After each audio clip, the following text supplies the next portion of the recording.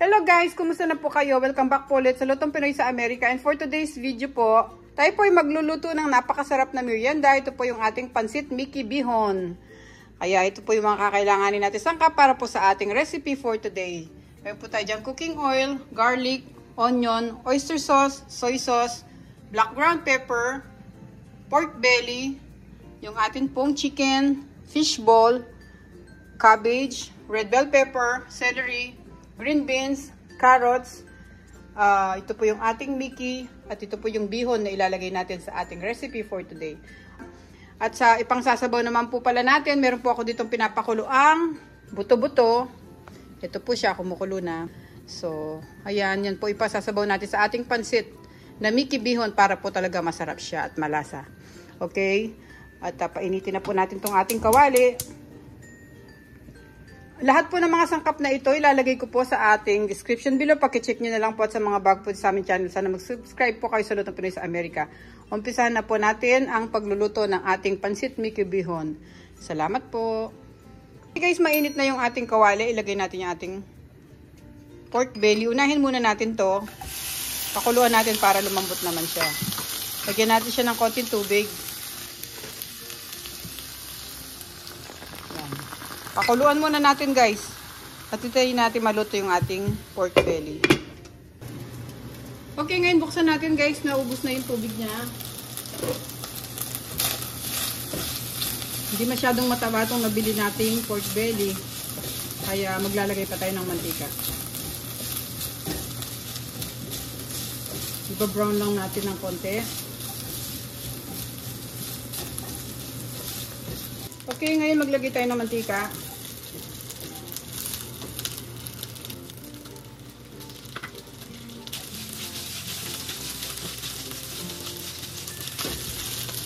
Tapos lagyan na natin siya ng bawang.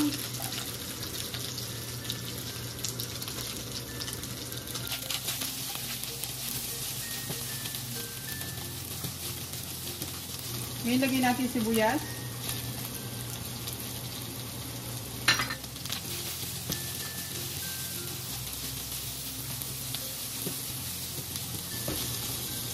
Lagyan na natin yung ating chicken.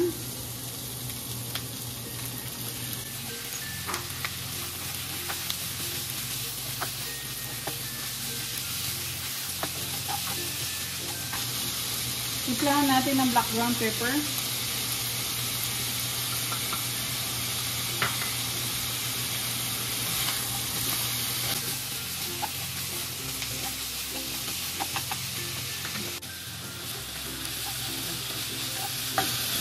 Naluluto na rin yung manok.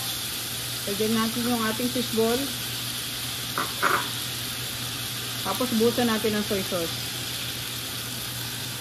Mamaya ako nilagay yung kalahati ng soy sauce. Bali 1/4 cup yung soy sauce na naka-ready natin.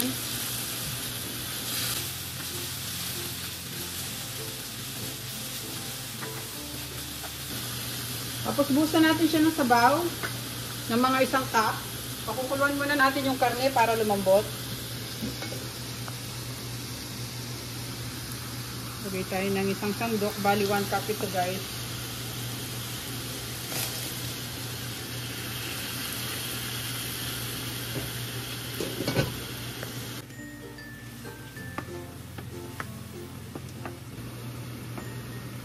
Lagyan natin ng takip for 2 minutes. Busan natin guys. Pwede na natin ilagay yung mga gulay. Unahin natin yung green beans. Marami akong gulay na na-prepare guys kasi mas gusto ko sa pansit magulay.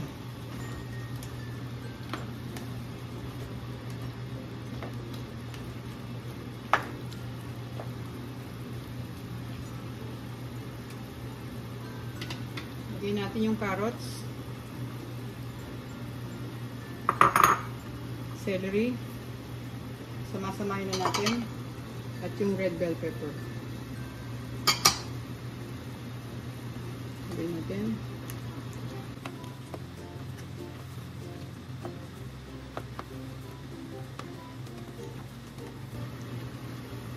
Pakuluan muna natin to. Mamaya natin lagyan yung repolyo. Takpan ko ulit siya. Lutuin lang natin ng konti yung gulay, mga half cook. Okay, buksan natin. Kumukulo na siya.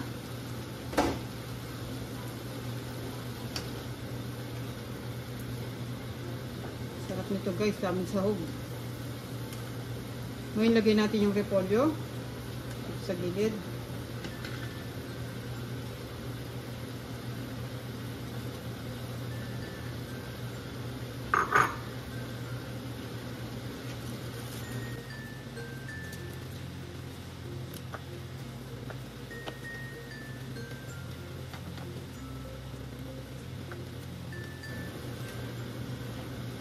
Yung repolyo naman, mabilis naman maluto to eh.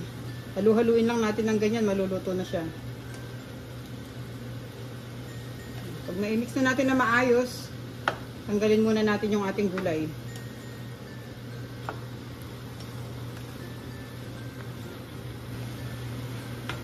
Nahalo na natin na maayos yung ating repolyo dito sa ating gulay.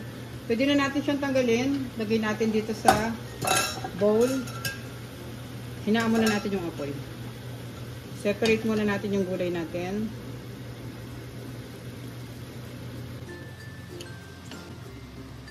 Okay, nakuha na natin lahat ng gulay. Lakasan na natin yung apoy. Tapos buhusan na ulit natin siya ng pork broth o yung pinagkuluan natin ng buto-buto. Lagay tayo ng 4 cups. Tapos lagyan na natin siya ng soy sauce.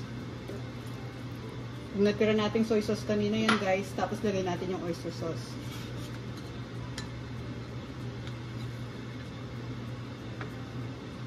Hintayin natin kumulo ito bago natin ilagay yung bihon at saka yung Mickey.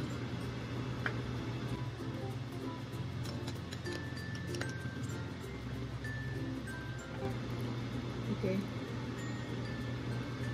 Kumukulo na yung ating sabaw para sa ating pansit. Lagay natin yung Mickey. Unahin ko na yung Mickey natin kasi dikit-dikit siya para maghiwa-hiwalay siya kaagad.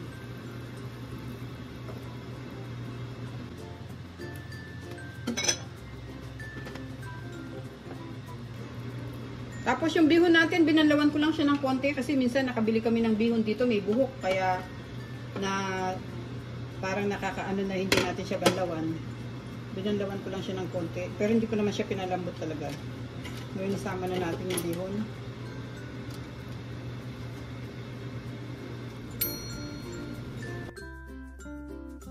Okay.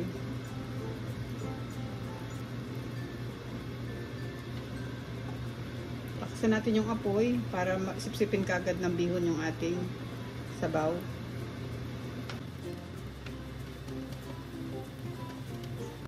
Halu-haluin lang natin yan para ma-absorb ng ating noodles. Yung lagyan natin sabaw.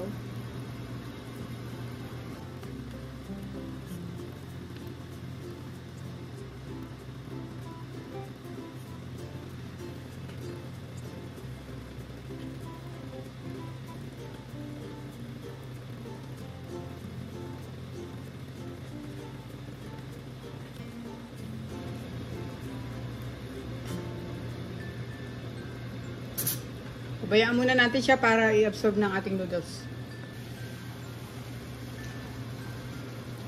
Yan, ngayon okay na. Sinisip-sip na ng noodles yung ating sabaw.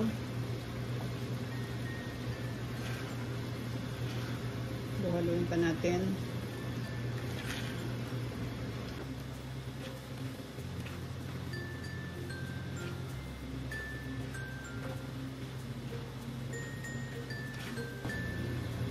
Okay, medyo hinaan na natin yung apoy natin kasi naluluto na yung pansit. Titikman ko lang bago ko ilagay yung gulay.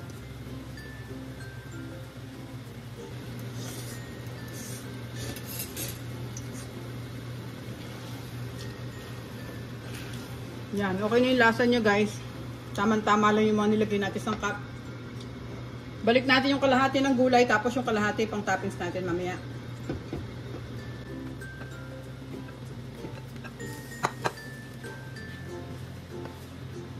Pwede na tayong maglagay sa ating serving plate. Ito na po ang ating pansit Mickey bihon. Sarap-sarap po nito guys.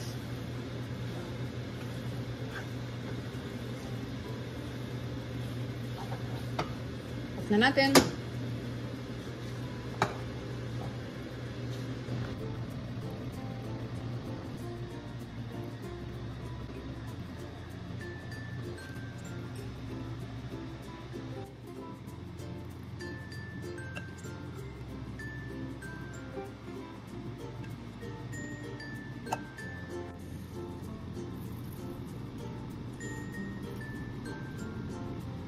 Okay guys, ito na po ang ating recipe for today. Ang ating pong napakasarap na pansit Mickey Bihon.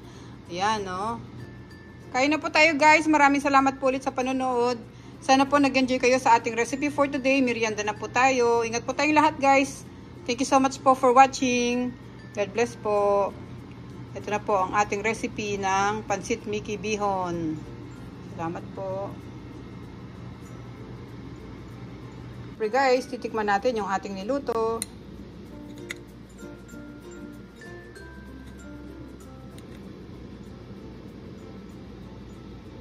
Kain na po tayo.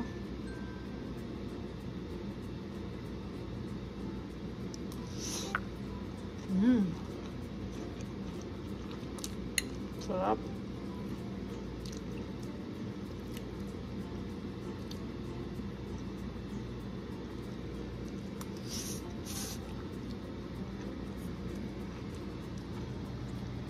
Salamat po.